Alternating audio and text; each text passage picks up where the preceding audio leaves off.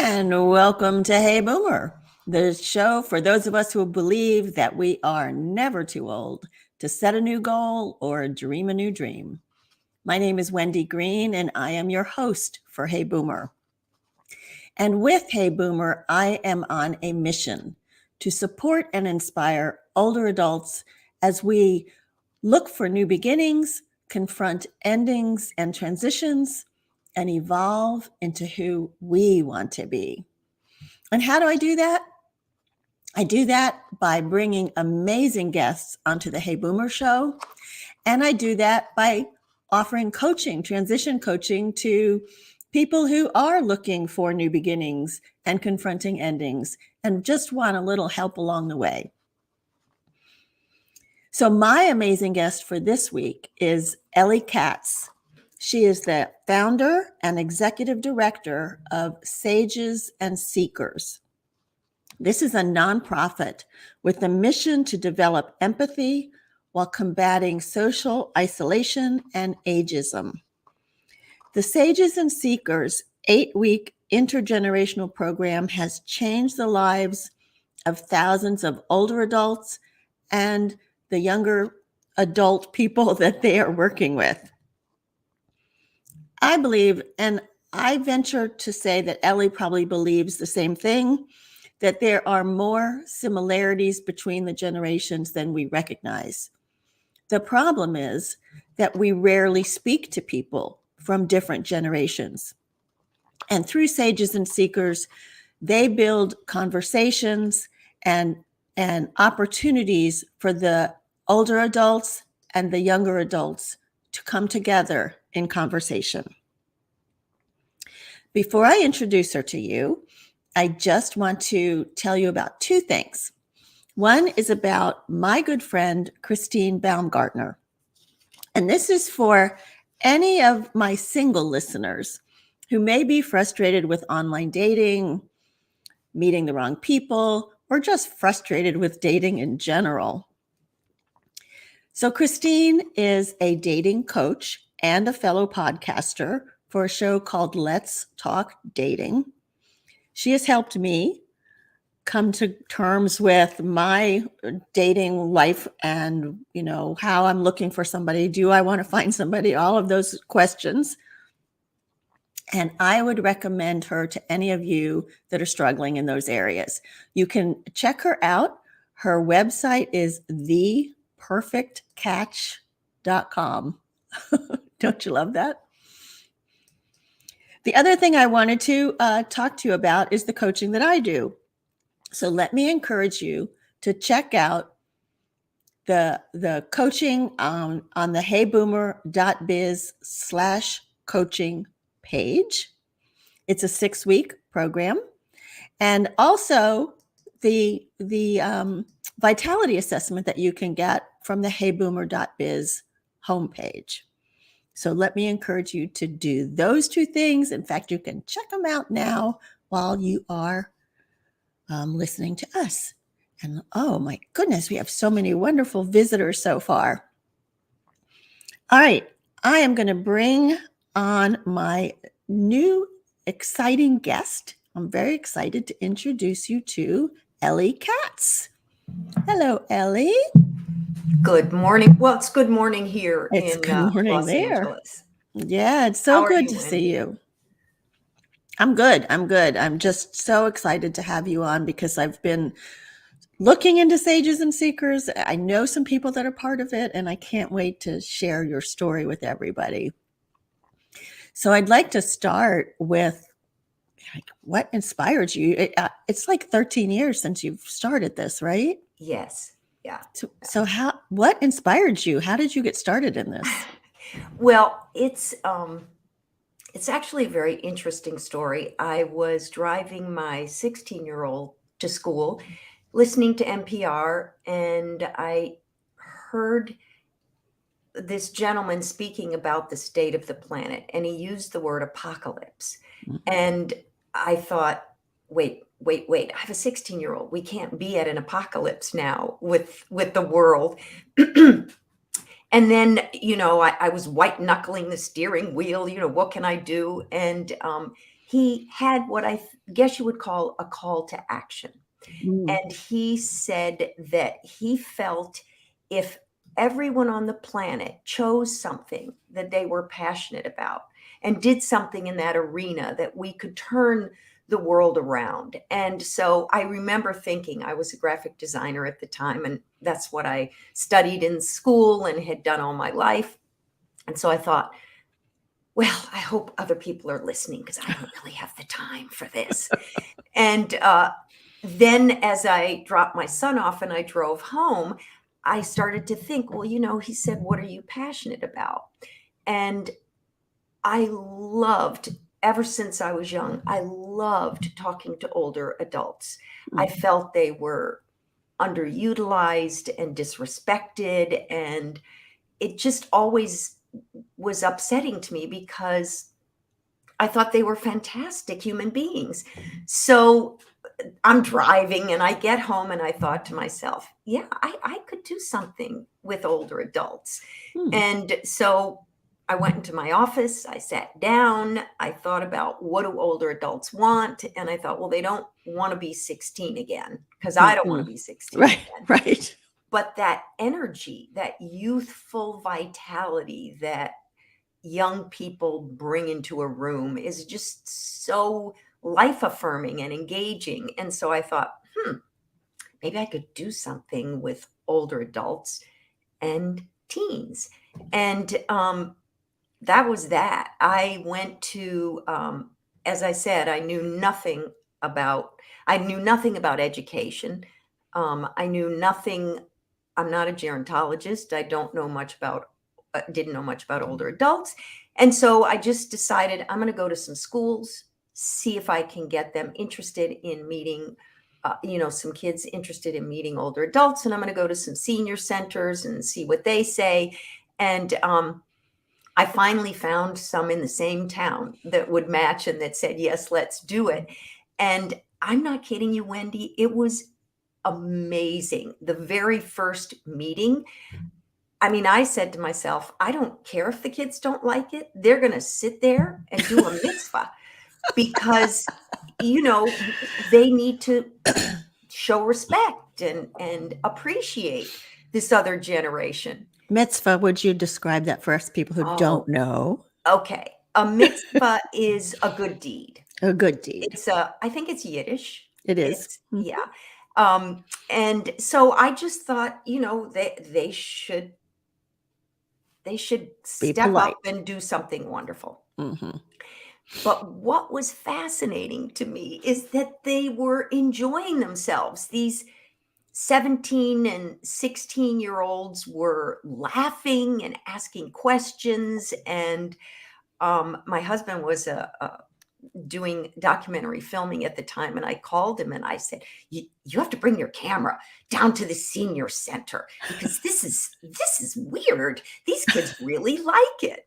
And so from that moment on, I was hooked to continue to bring generations together. And now, of course, we're in our 13th year, and it Wow. it is fascinating and wonderful every single time.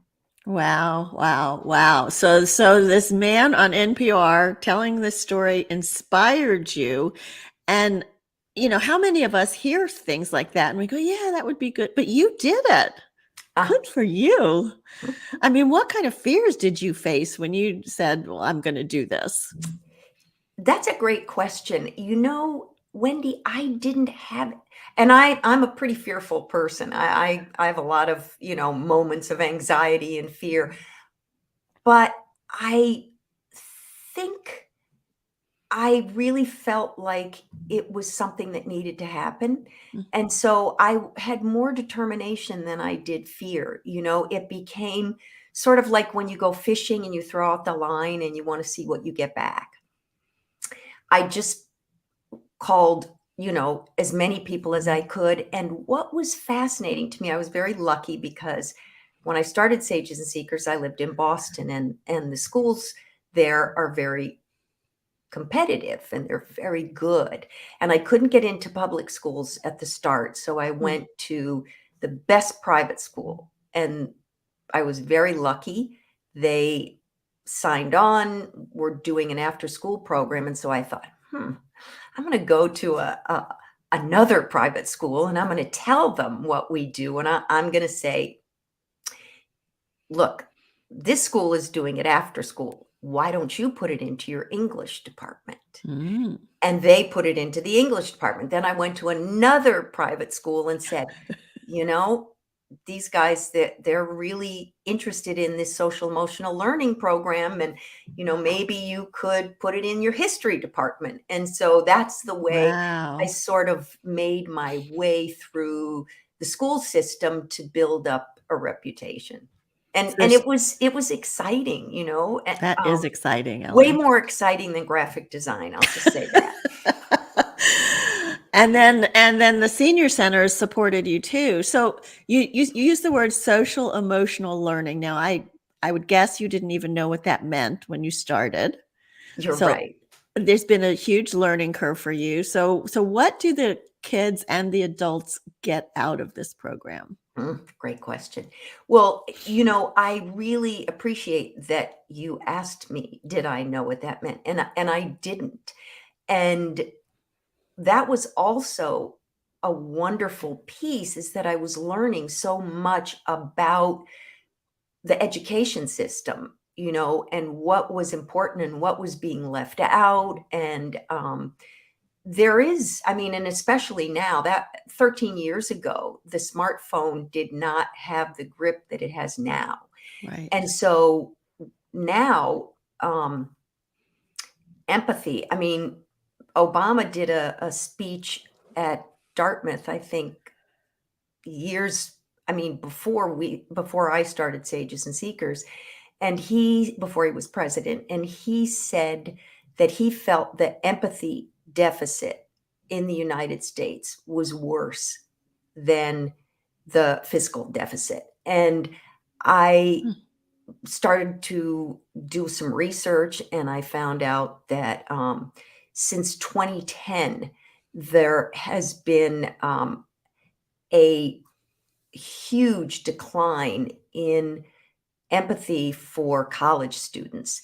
And can you imagine now with the smartphone where they can avoid emotions? And I've talked to students now, and they say, oh, well, we break up on a text message because we don't want to feel the emotions of the other person. So, the value, let me start with the value for the older adults. It Enrolling and participating in 8 weeks, the way we have designed our program, allows an older adult to do two things that they don't have the opportunity necessarily to do. One is to have a life review, which Robert Butler, who's a psychologist who's no longer with us, he said that he felt every older adult should do a life review before they pass. And I didn't really understand it. I thought, oh, yeah, okay, whatever. But when I watched what happened to some of the seniors, the sages, I totally understood. They were coming up to me afterwards and saying, I had an epiphany, I thought I used to, you know, hate this, and I looked at high school in a negative way, and now, their perspective is different. They're not in that moment. And so when you look at something from a different time, you are able to understand the value and not just the pain of it. And my favorite was, I had a woman who stopped me. She was leaving on her walker and she said, Elly, I had an epiphany. And I said, scoot over, Peggy. I need to hear this.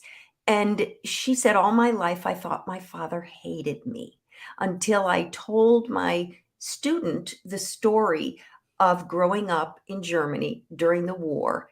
And I realized that my father had to put food on the table for 5 people. And that's why he never paid any attention to me. And he was a composer. Mm. And so she understood something, and she was, I would say, mildly depressed. And she never came in and did this after that. Every Mm. week she would come in like that. But following that, she was really quite, I think, freed. And so I saw that happen for many, many sages, and also the ability to do generativity, which is to hand your hard earned lessons to another generation, is really quite important.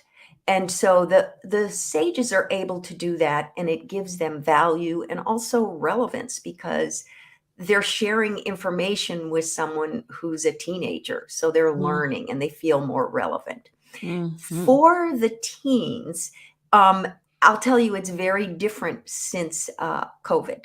Mm. Before COVID, it is an incredible tool for developing empathy. I don't know if you know this, but you cannot teach empathy. It's something that has to be developed, or Mm. like, experienced. And so that's what happens when they sit with an older adult. Um, and so I thought, well, that's great. This is social emotional learning, and there's big value that they're getting. But what I learned during COVID, when the students would enroll program after program, they would finish one, and then the next one that started, 2 weeks later, they enrolled again. Oh, wow. And yeah, and I truly understood. And I think you even um, talked about conversation as, to quote you, conversation is a path to building empathy between individuals. And I think the conversation, the fact that they could actually, because we were on Zoom at that time, that they could look into someone's eyes and someone was listening to them, someone was hearing them, someone was agreeing with their pain and their suffering. And that was a whole new piece that I recognized. Um, Before that, in the in-person programs, it's always evident that the kids are able to learn that you can live through failure. And, Mm. because we have sages that are, 70, 80, they may have failed into businesses, and Mhm. Mhm. the amount of wisdom that they share is phenomenal. So it's, what I like to say is, Sages and Seekers is not a mentoring program. Nobody Right. has power over the other person. They come in with equal information to share, and in sharing, they each grow, and they begin to shatter the stereotypes of ageism, and both ways. Both I ways, mean, a lot right? of the sages come in or say to me, why would I sign up for that when my own grandkids don't want to talk to me? Mm. And Yeah. so it's amazing to sit with somebody from another generation. And Mhm. some of the stories that each of them tell are just wonderful, fabulous, moving, funny, everything. Yeah, I bet. So you mentioned the life review and all. Is that part of the 8-week training that you do, or the I mean, how does that work? Well, when people enroll in Sages and Seekers, we the only orientation or onboarding that we give them is just the rules. Like, you can talk about anything you want if both of you are in agreement. And so, what I think the best way to describe it is, during the 8 weeks, we have a curriculum, but it's very loose. What we're doing is talking about what it is to be human. Hmm. And the sages share their stories. Some of them, are funny, some of them are very moving. And so the students are learning, they're learning how to open up as well. And I think that really, we don't say, well, this week we're going to talk about social media, or this week we're going to talk about, how difficult it is to not be seen when you're older. We don't do that. And we really just allow them to come together and talk about what's on their mind. Huh. And an example is when we were in Boston, and the week after the marathon bombing, that's what the kids wanted to talk about. And that's what Yeah. the older adults wanted to talk about. And so they talked about, and I'm sure all sorts of issues come up. You talk about your fears, you talk about public places, you talk about the mental health, all sorts of things come up. And that, I think, is what makes Sages and Seekers um, so powerful, is that it's allowing people to address what is important to them or what is scaring them. A lot of kids talk about, the pressure of getting into the right college, and Hmm. I don't want to disappoint my parents, and all of those things. And so here you have someone who's 80 and can say to them, you need to choose to do something that you enjoy, not that you Hmm. think you should do. Right. So it's Right. it's just an incredible melding of resources, actually. So, I'm a little trepidatious hearing that it seems so uncontrolled, right? It's just happens as it happens. So, like, I think as a sage, I might be nervous. Like, what if we sit there across from each other on Zoom and what do you want to talk about? I don't know. What do you want to talk about? And you both kind of sit there. I mean, how does that work? And it's, is it a group or is it one on one? Great question. So, in person, we have between 8 and 15 sages and 8 and 15 seekers, and it is one-on-one, but we are together. This is, I think, the beauty of sages and seekers, is that part of it at the beginning of each one is we're together as a group. And in that group, we bring up questions and topics, and they're always, like I might say, let's spend 1 minute talking to, a sage and a seeker, talking about, would you support a clothing company that made their clothing in a sweatshop? And it was fascinating to me because I had a sage, a 96-year-old woman, who raised her hand and she said, I wouldn't, I stopped buying Hershey chocolate when I heard there was, some issue going on. And then, the kids were saying, well, this fast clothing stuff. And so all sorts of things come up. But the basis of it is that human connection and how we treat each other, and what makes us human, and what makes us tick, and what makes you sad or what makes you happy. But there's guidance. Guidance. And then after we meet together for 15 minutes, then you are broken off in pairs. And the students actually choose who they want to work with. So somebody might, if you were to enroll, during the speed dating process, the second week, you would tell them what you do with Hey Boomer, and they would say, oh, I want to do a podcast. So they might choose you because of that. They might choose you because you remind them of their favorite aunt. So, okay, so on online now, because of COVID, you had to go online. So now you're international, I understand, right? Yes. Yeah.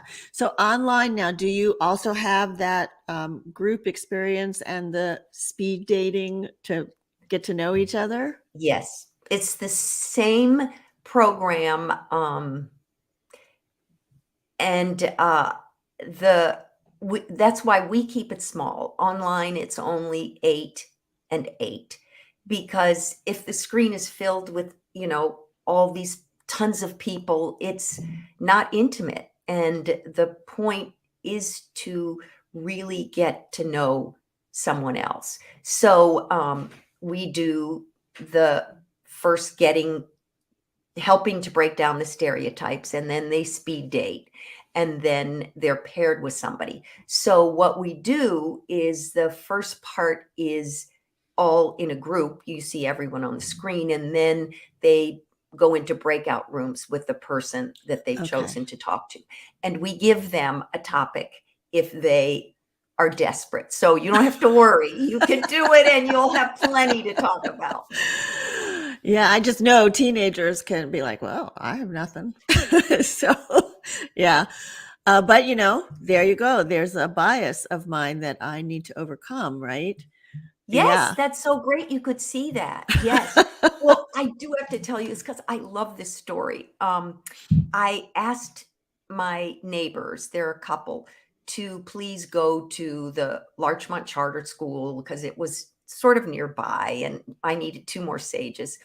And so the gentleman said, well, he was in the film industry forever. And the film industry is pretty hot right now with saying you can't say certain things, you can't do certain things. And so he didn't tell me this, but he was a little bit nervous. At the end, he said to me, I just want you to know, I was really nervous. I didn't want to get a female Mm, seeker, and I didn't want to have to talk about sex. mm. And so apparently she came in one week and he said, how was your weekend? And she said, well, I had a fight with my mother. And he said, really? Well, what was that about? That was his problem. He never should have asked. But Right. she said, my mother says I'm not old enough to sleep with my boyfriend. And so they had a really wonderful, meaningful conversation about that. But Wow. Jim never told me until afterwards. He said, my 2 worst fears came true, and he lived through it. And he's actually starting this, the program at the same school on Wednesday. So couldn't have been that bad. That's fantastic. That's Yeah. fantastic. Now, there was some research that you had conducted to see about, the pros and cons and what people are learning and getting from this. And I imagine you had to do that for some grant money. But tell us what you found out through the research. Well, I reached out to Mary Helen Imordino Yang. So if anyone is in the education field, they will know her. She is in education, but she's also a brain scientist. And so she was fascinated by sages and seekers because of the storytelling aspect. And she said, I'd really like to study this to get more information. And so her premise, and of course it's true, and she's famous now, is that unless emotions are involved, you really cannot learn something. So in other words, or real learning happens. So in other words, when people are lecturing or, just trying to teach something, it's very difficult for many people to learn. And she said she noticed when she taught in Dorchester, in the Boston area, that the kids would come in and they would put their heads down on their desk every day and not look up. And she said one day she came in and she started to tell them a story. And she said first the heads came up and then the hands went up. And so she went back to Harvard to study the brain. And what she found out was that when you hear a story, it lights up parts of the brain all the way into the brain stem that do not get lit up in normal learning. Hmm. Yeah. So she did in fact study us. And the surprising thing for me, I anticipated empathy being the big, the big deal. And Yeah. she said the number one outcome was a greater sense of purpose for not only the students, but that's a big deal because we have so many students that are contemplating or attempting suicide and Right. huge Right. anxiety. But if you have a purpose, that diminishes all the anxiety and things because you're focused. And the the next piece was empathy. And the third piece, which was really interesting, is a greater interest in civic engagement. And I Oh, think that wow. speaks a lot for older adults because if we must have really great stories and be fun to be with if we're inspiring young people to go out there and be with other people. And I think, the way the smartphone is and technology is that there's a whole other movement, I want to work from home, I don't want to engage. And so this to me is huge Yeah. that Yeah. that we as boomers and beyond um, can inspire young people to want to be out there, to want to see more than they can see on TikTok and Instagram and things like that. So So that was, I think the purpose then also is a strong motivator for the sages, right? Their sense of purpose too yes, yes. exactly. And also, this really got me. They were given a cognitive test at the start and then at the finish. And in 8 weeks, their cognitive abilities went up, which, Is that right? yes, Wow. yes. So how do we So, sign up, Ellie? oh, yes, yes, we want everybody because we have so many students that they need someone to talk with. Harvard did a study that said that 92% of students felt there was no one they could confide in their schools. That's really sad. Yeah. Yeah, that's And really sad. so, the what I've heard is that even therapists are very hard to find right now for adults and students. But I've to heard that bring, too. I mean, we're not therapists as older adults, Mhm. but we've seen a lot. And I think it's very grounding to hear, the stories of successes and failures and, picking yourself up and all of these things are just so incredibly important. Mhm. So so if I wanted to do this, and I do, um, so I would just go to your website to sign up, or how does that work? Do you do a background check on people, or how does this work? Okay, so you do enroll on the website and Which is it'll sages and seekers spelled out.org. yes. Okay. And you can choose if you're interested in the in-person programs. If you live in LA, we have some. There are some in Boston. There's some all over the country, but we don't keep track of when they do the program. But we can help you out if you're in these two areas. And but online, it's so easy. You don't even have to leave your home. You can enroll online. You pick which day, which time. We have 4 days a week, Monday through Thursday. I think right now we even have Friday programs. And then you choose the time that you want. You enroll. We only do background checks on in-person programs, Mm, and you don't have to go get fingerprinted. It's all done. We send you what you need to fill out, and then that's done. So it's pretty effortless, except for showing up. It's very important if you enroll in a program that you attend all 8 weeks, because it's one-on-one, you're leaving someone alone. You're leaving someone without someone to speak with. So they show up, and it works both ways. Then the person who shows up and you don't show up, they're diminished.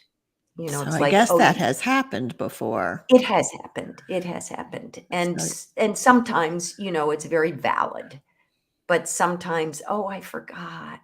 And mm, that's, we remind though. We call, we remind, we do everything we can do to make it yeah. work.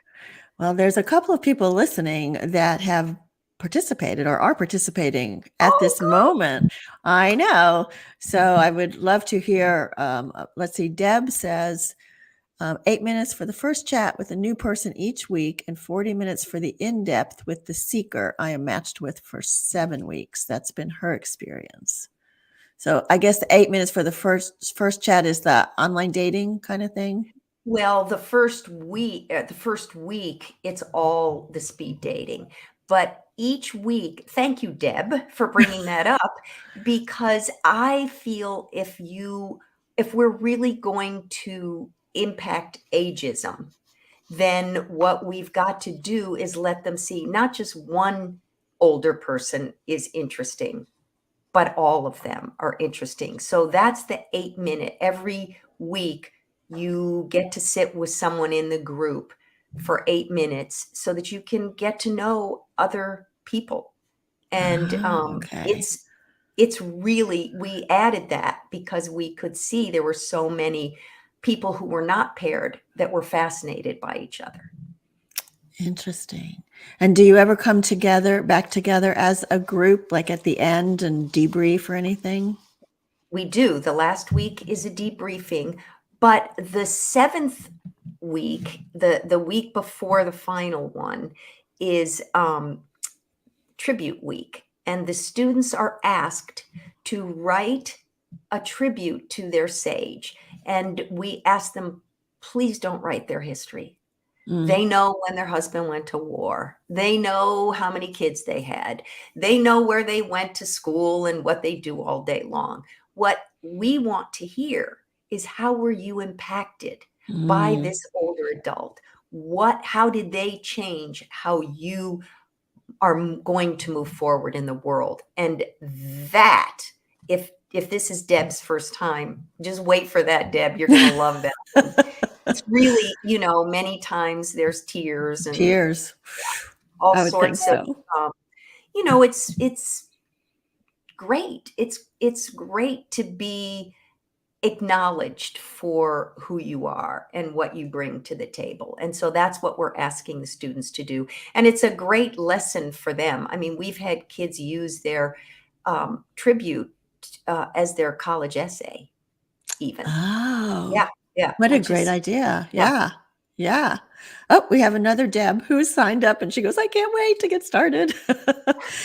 and, and Martha says, she thinks it, and I agree. This is probably true that it's easier to talk to someone other than your own grandparent. Mhm. Sometimes, we feel the judgment or we feel the concern, or maybe it's going to get back to mom or dad or whatever. And so to have a non-relative who is older and also a sage to speak with, I think is probably very valuable. Yeah. Well, that's a great point. And I I think the other thing, Wendy, that I usually tell people when they say, well, why would I sign up when my own grandkids won't talk to me?